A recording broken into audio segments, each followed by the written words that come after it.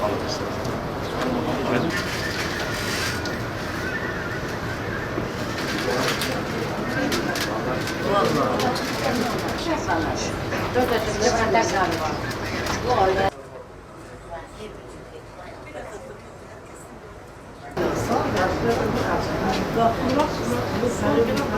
Abdurrahman Yaşar'ın babasıyım. Sene 2015 3. ayında benim oğlum kayıptır. Dağa gitmiş. Lise 3'teyken gitti. Lise 3'teyken gitti. Ve bir haber alamadık. Okuldan gitti. HDP götürmüş. Başka kim götürebilir? Yaklaşık 2 yıldır buradayız. Ve çocuğum gelmeyene kadar burada kalacağım. Gelmeyene kadar ben burayı terk etmiyorum.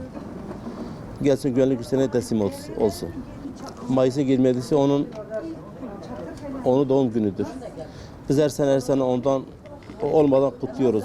Bari bu sene gelsin birlikte kutlayalım. Orada onlara layık bir yer değil. Burada olsaydı şimdi üniversite çoktan bitirmişti.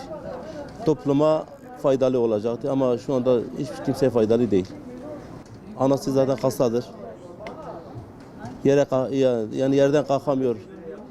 Üzüntüden dolayı bütün vücuduna romatizma sarmış. Her gün doktora gidiyorum yani. Hep üzüntüden. Gözleri bile görmüyor. Hani ille de gelsin. Gelmeyene kadar ben burayı terk etmiyorum.